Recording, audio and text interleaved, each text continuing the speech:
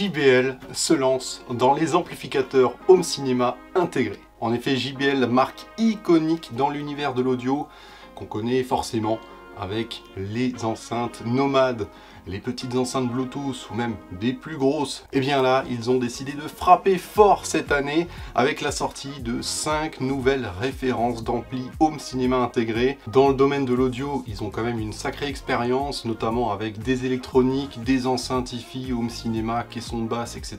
La marque a utilisé toute son expérience depuis des années dans ce domaine-là pour nous faire un produit comme celui-ci. Sur le papier, il a l'air très intéressant, mais on va voir aujourd'hui dans cette vidéo si vraiment il tient toutes ses promesses. Pour cela, rien de plus simple, je l'ai utilisé dans mon environnement, dans ma salle de cinéma dédiée, afin de lui faire passer quelques tests, notamment sur des films, des Blu-ray, des séries, des spectacles, et aussi un petit peu de musique dématérialisée, parce que, eh bien, il est compatible avec pas mal de choses. Vous le verrez, je vais vous expliquer un peu toutes les fonctionnalités très intéressantes de cet amplificateur, et notamment aussi on va parler de la gamme. Et puis après, je vous dirai aussi à la fin de la vidéo mon ressenti sur cet ampli JBL MA7100 HP. À qui est-il destiné? Pour quelle utilisation? Je vous dirai tout dans cette vidéo. Alors installez-vous confortablement, on est parti pour le test. Avant ça, permettez-moi de me présenter. Moi c'est Diffuse, je suis passionné de home cinéma et sur cette chaîne vous pouvez retrouver plein de vidéos sur ce thème. Alors si ça vous plaît, je vous invite à vous abonner à la chaîne, à cliquer sur la petite cloche pour recevoir toutes les notifications quand sortent mes vidéos et bien entendu à liker celle-ci.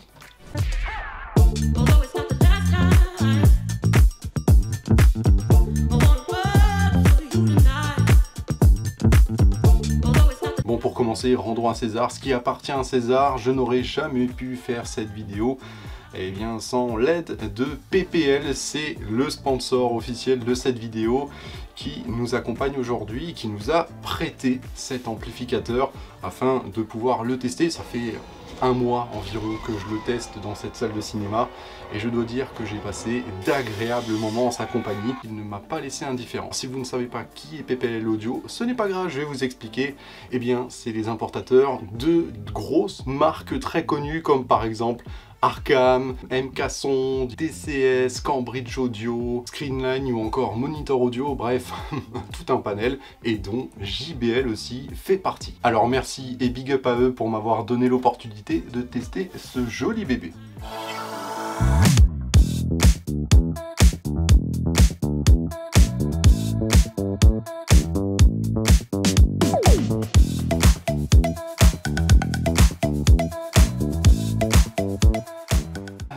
Par quoi on va commencer? On va peut-être le positionner dans la gamme. Alors je vous le rappelle, cette nouvelle gamme d'amplificateurs de chez JBL, elle se compose de 5 références allant de 549 € jusqu'à 1990 €. On est sur un marché très bataillé dans l'entrée milieu de gamme. Sur ce modèle, on est à 1399 €. Amplificateur intégré 7.2 canaux. Il développe une puissance de 125 Watts RMS en classe D. Par exemple, vous pouvez gérer une installation Atmos en 5.2.2. Bien entendu, les autres amplis de la gamme proposent des fonctionnalités différentes selon les tarifs et puis aussi puissances différentes, sachant que le plus haut de gamme peut aller jusqu'à 9.2 canaux.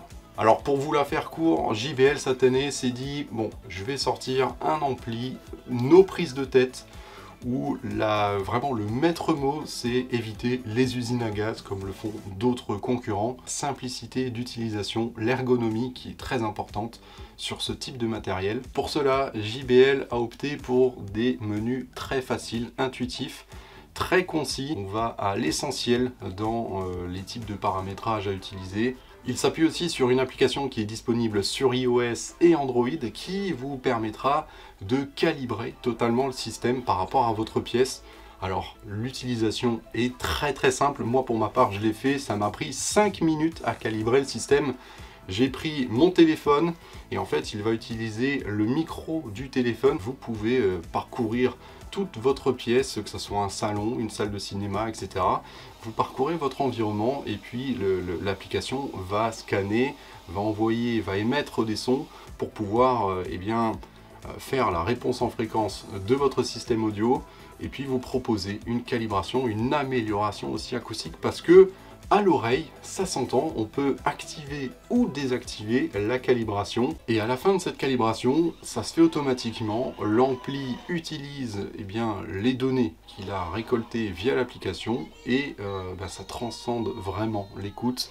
C'est significatif, hein. Vraiment c'est assez étonnant en 5 minutes ce que ça peut donner en termes de résultats. Il y a aussi une autre application qui vous permettra d'allumer, d'éteindre l'ampli à distance avec votre téléphone, ou bien même de gérer tout ce qui est bibliothèque musicale, UPnP, réseau, etc.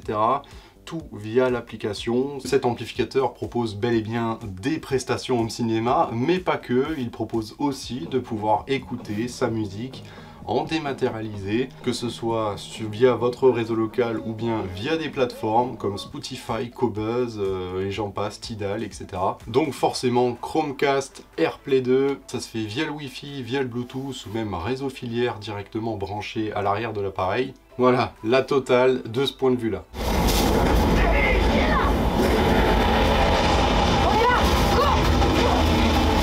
Alors d'un point de vue cinéma, qu'est-ce que ça donne? Parce que oui, son utilisation principale va être pour le home cinéma. Eh bien il est compatible 4K, 8K, Dolby Vision. Alors si vous avez la chance d'avoir une télé ou un vidéoprojecteur compatible Dolby Vision, eh bien pas de problème, il le gère. Alors au niveau des formats audio, il en décode plein. Mais bon, il faut retenir qu'il est compatible Dolby Atmos et en plus DTS:X. Et pour cela, bien entendu, il faut une connectique bien fournie. On va regarder derrière comment ça se passe. Oh, il est pas très lourd, hein. On est sur un peu moins de 8 kg parce que c'est de la classe D, donc c'est relativement léger en termes de poids. Et puis par contre derrière la puissance, il y en a assez. Bref, on va y revenir par la suite. Mais on va s'attaquer à la connectique. Parce que pour faire du 4K, de la 8K, etc., du Dolby Vision, il faut de l'HDMI. Et là, on a 6 entrées HDMI, dont 3 qui sont en 8K et 3 en 4K. Ainsi que 2 sorties HDMI, dont une qui est compatible IARC. Ces prises HDMI sont à la norme 2.1, donc ce qui vous permet d'avoir des fonctionnalités aussi gaming supplémentaires, le VRR, la LLM. Vous avez aussi des fonctionnalités HFR pour avoir notamment du 4K 120 fps sur certains jeux vidéo, si vous pouvez brancher une console nouvelle génération comme une PS5 ou une Xbox. Et là, eh bien, vous pourrez découvrir tout cet univers avec vraiment des fonctionnalités qui sont faites pour. Alors ne vous inquiétez pas si vous comprenez pas les termes gaming, VRR, LLM, je sais pas quoi, bref. C'est là-dedans, donc voilà, on va le prendre. On le prend, ces fonctions, on aime. On peut y retrouver ici les borniers. Si vous voulez y brancher des fiches Madden, pensez bien à enlever le petit bout de plastique qu'il y a là avec un petit tournevis. Voilà. Et puis on a les antennes pour le Wi-Fi et le Bluetooth. Voilà les petites antennes qu'on peut brancher directement à l'arrière de l'appareil. Alors, je trouve ça un peu, comment dire, un peu kitsch, je dois dire, d'encore en 2024, de rajouter des antennes. Voilà, c'est pas trop joli non plus, ces petites antennes, mais c'est bien pratique quand on n'a pas de réseau filière. On peut déjà capter avec le Wi-Fi et le Bluetooth. On retrouve 2 entrées analogiques en RCA pour brancher par exemple un lecteur CD dessus, une entrée phono.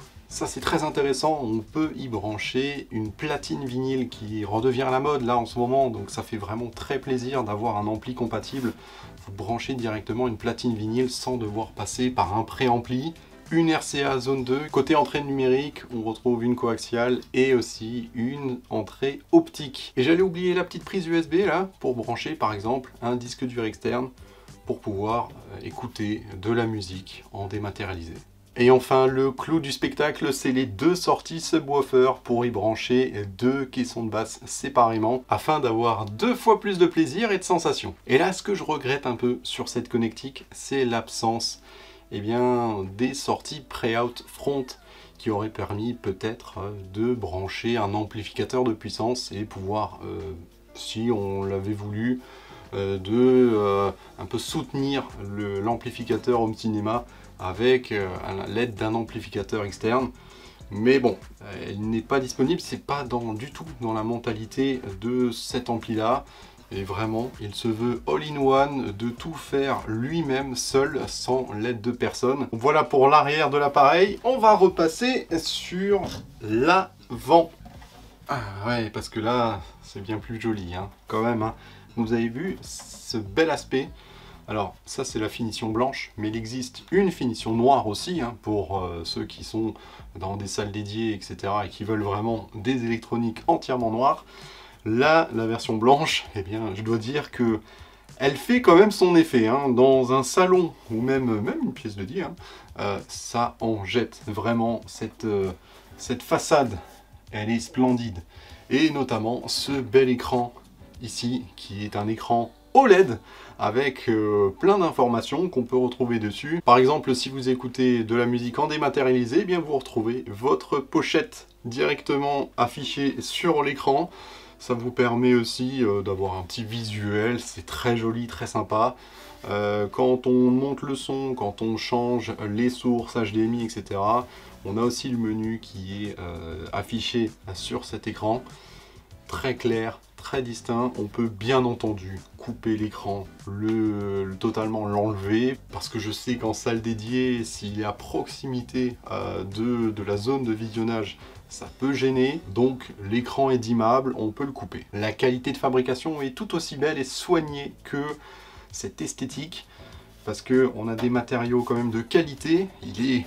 Il est relativement costaud, hein, ça fait pas du tout plastique ni quoi que ce soit. On est vraiment sur du matériel très robuste, des petits détails qui font toute la différence à l'utilisation quotidienne.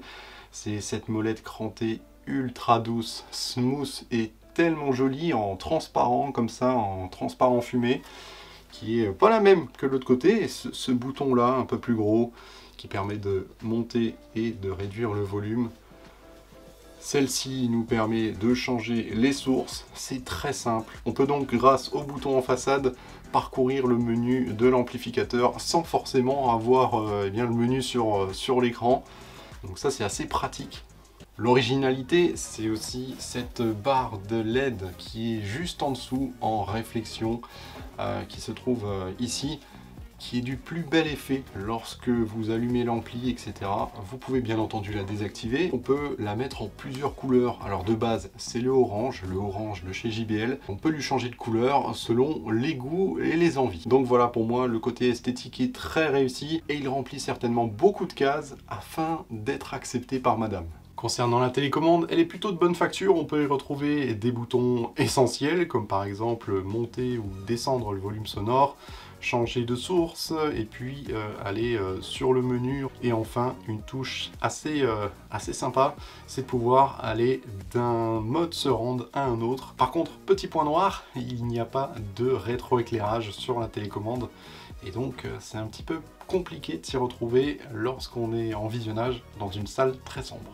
Alors pour les biens de ce test, j'ai dû vraiment me faire plaisir avec eh bien, plusieurs films que j'ai passés en Blu-ray 4K, etc. Donc on avait du Justice League, du Ready Player One, du Transformers, enfin bref, pas mal de choses, et même du Dune aussi, hein. J'ai regardé aussi Dune 2, je me suis refait quelques scènes que je connais par cœur avec mon équipement, avec mes clips, c'est des RP8000F et puis une centrale RP504C, avec en arrière aussi des surrounds de la même gamme, et puis des Atmos au plafond. Donc le bougre a été utilisé dans une configuration Atmos 5.1.2, donc 5 enceintes autour de vous, un caisson de basse et puis 2 Atmos. Tous les canaux étaient utilisés par le MA7100 et je dois vous dire qu'il s'est plutôt bien débrouillé. Il ne m'a fallu que très peu de temps de brancher tout l'essentiel en HDMI, de brancher les enceintes de façon très simple. J'ai fait mes niveaux d'enceinte, mes distances, un petit peu configurer certaines choses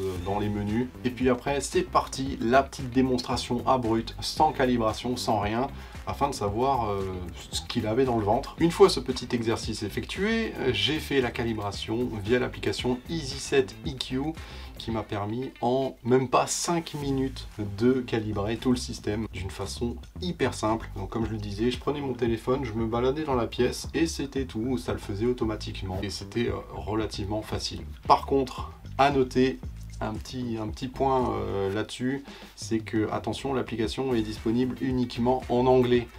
Donc ceux qui ne comprennent pas l'anglais, notamment sur des termes techniques assez basiques on va dire, hein, mais il faudra peut-être utiliser Google Traduction par exemple pour pouvoir un peu mieux comprendre comment ça se passe, pour éviter de faire n'importe quoi non plus. Messieurs de chez JBL, s'il vous plaît, une application en français, ça serait cool.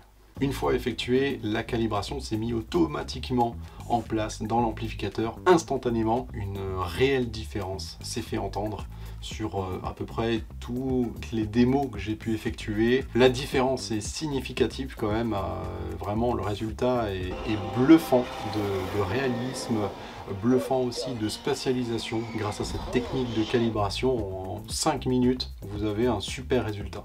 Là sur le coup, j'étais épaté et vraiment chapeau. Alors bien entendu, on pourra aller beaucoup plus loin dans la calibration, notamment avec la possibilité de faire un Dirac, parce que l'ampli, celui-ci, le 7100 et le 9100, donc les deux derniers de la gamme, les plus hauts de gamme, sont Dirac ready. Cela signifie que vous pourrez faire un calibrage plus précis, plus poussé, avec l'application Dirac. Je précise qu'il faut posséder une licence afin d'utiliser l'application Dirac et celle-ci est payante. On est aux alentours, il me semble, de 300 €. Elle n'est pas inclue dans le prix de l'amplificateur. Franchement, je trouve ça super d'avoir rendu au moins l'ampli compatible.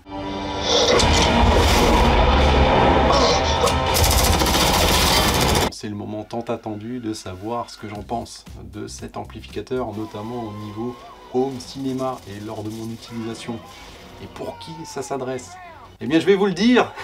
Avant ça, un petit like et puis abonnez-vous, ça fait toujours plaisir. Alors sur ce point, je vais pas y aller par 4 chemins, c'est la meilleure expérience home cinéma que j'ai vécue avec un ampli de cette gamme-là. Je précise bien de cette gamme-là, aux alentours de 1400-1500 €. En effet, c'est dur de lui reprocher quelque chose en point de vue sonore, parce que déjà, c'est du costaud. En termes de puissance, il arrive largement à driver tout un système 7.1 sans problème, avec aussi la possibilité de rajouter un deuxième caisson de basse. Ce que j'ai vraiment beaucoup apprécié, c'est sa partie préamplification qui est pour moi exceptionnelle, avec un rendu des surrounds vraiment très efficace. On a un effet bulle qui nous entoure. La scène arrière m'a littéralement bouche bée. Quant à la scène avant, elle est très homogène, elle est aussi hyper dynamique. Et puis on a des envolées lyriques à chaque fois, des bandes originales qui vous prennent directement au trip,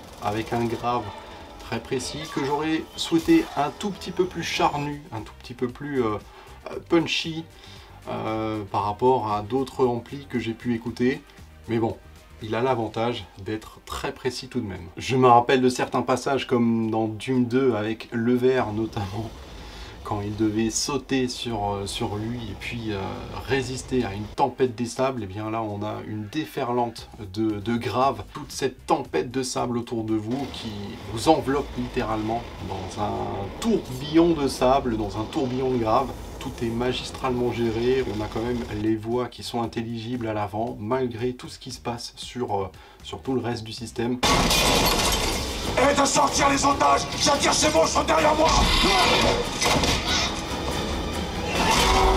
Donc là pour le coup, j'ai trouvé ça super bien. Dans la fameuse course du film Ready Player One, là pareil, une débandade d'effets surround, de précision, d'atmos qui vous arrive dessus et tout est à sa place, c'est ça qui est dingue. Sur un tout autre registre, par exemple les concerts ou les films musicaux, là il se débrouille aussi plutôt pas mal. Mais ce n'est pas non plus l'ampli le plus musical que j'ai pu écouter. Il a tout de même une bonne personnalité et en Wi-Fi aussi, que ce soit pour du dématérialisé ou même de l'utilisation en vinyle, ça suffit largement pour la plupart d'entre nous. Je dis la plupart parce qu'il y en a toujours un ou deux qui vont dire bah non, mais attends, c'est un ampli home cinéma, si tu veux écouter de la hi-fi, bah, fais-toi une installation vraiment hi-fi haut de gamme. Ouais, ok. Sa sonorité est plutôt neutre, alors vous pouvez l'accorder avec n'importe quelle enceinte. D'ailleurs, JBL a sorti des enceintes, les JBL Stage version 2, et je les trouve d'ailleurs très très jolies. Peut-être, pourquoi pas, un prochain test, une prochaine vidéo. Et puis cet ampli là est sorti avec en même temps que cette gamme d'enceintes. Concrètement, ils se destinent à fonctionner ensemble parce que ça match plutôt bien en termes de design, en termes aussi de puissance, etc. Et au vu des tarifs, on peut se procurer un kit complet avec enceinte plus ampli à moins de 2500 €. Donc vraiment, ça vaut le coup.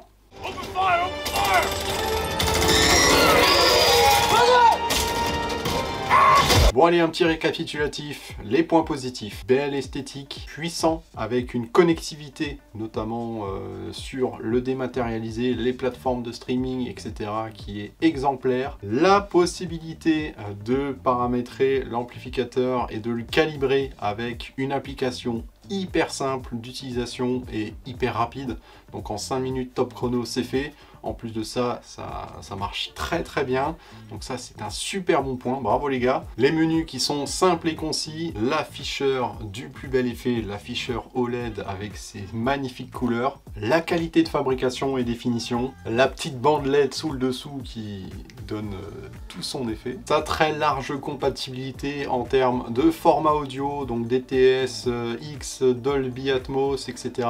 On a aussi les formats vidéo pour l'avenir, le 4K, le 8K, le Dolby Vision. On a aussi les fonctions de gaming disponibles dessus qui nous permettent de jouer jusqu'à 4K en 120 fps. Et puis au global, ces performances dans le home cinéma qui sont vraiment très bonnes. J'ai passé d'excellents moments avec cet amplificateur. Le tarif, 1399 €. Pour le coup, je trouve absolument pas exagéré ce tarif qui... et même très bon rapport qualité-prix. Il a aussi quelques défauts que j'ai pu notifier pendant cette vidéo, notamment l'absence de connectique pré-out qui aurait pu être un plus pour pouvoir brancher par exemple un amplificateur externe. Je reproche aussi au menu OSD qu'il soit un petit peu austère d'un autre temps. On est sur des menus très simples. J'aurais préféré avoir des images qui illustrent les différents points des menus et sous-menus. D'autres marques dans cette gamme le prix le font. Donc pourquoi pas JBL, peut-être c'est un axe d'amélioration pour eux. L'application EasySet EQ qui est uniquement en anglais, pour ceux qui ne comprennent pas l'anglais, c'est un peu problématique, mais pas bloquant. Et enfin sur la partie sonore, c'est qu'il me manquait un tout petit truc. Vous voyez le petit truc qui fait que cet ampli est incroyable, notamment à les forts volumes. J'aurais voulu un petit peu plus de mordant, un petit peu plus d'attaque, et aussi un petit peu plus de folie sur le grave. J'imagine que dans la vidéo, ça s'est vu que j'étais content de cet amplificateur. Et voilà, je vous le conseille fortement si vous avez une utilisation home cinéma et que vous voulez aussi l'utiliser pour écouter votre musique de façon hyper simple. Si vous faites partie des gens qui n'avaient absolument pas envie de vous embêter à faire une calibration acoustique, à faire plein de réglages, plein de choses qu'on se dit inutiles en fait pour notre utilisation, cet ampli est fait pour vous. Enfin en tout cas cette gamme d'ampli est faite pour vous aussi, parce qu'on peut très bien aussi sélectionner les petits frères qui sont moins chers, qui eux proposent moins de puissance, moins de fonctions, mais voilà, avec des tarifs qui sont relativement abordables pour se faire une petite installation home cinéma très sympathique. Je vous laisse le soin d'aller vous renseigner sur la gamme de ces amplificateurs JBL directement sur le site internet de PPL Audio. Vous pourrez retrouver toutes les informations, notamment sur les enceintes et puis les amplis. Je vous mets dans le descriptif tous les liens pour aller checker tout ça. Et puis si vous avez des questions, hop, on tape un petit commentaire et je me ferai un plaisir de vous répondre. Merci beaucoup d'avoir suivi cette vidéo. N'oubliez pas de vous abonner à la chaîne et puis de me mettre un like sur celle-ci parce que ça fait toujours plaisir et c'est très important pour le référencement de la chaîne. Alors merci beaucoup, on se retrouve très bientôt pour une nouvelle vidéo. Allez, salut Bissam. Bon, j'espère que je t'ai pas trop cradé. Ah, trace de doigts, deux traces de doigts. Ah. Allez, bah tu vas repartir hein, malheureusement. Voilà.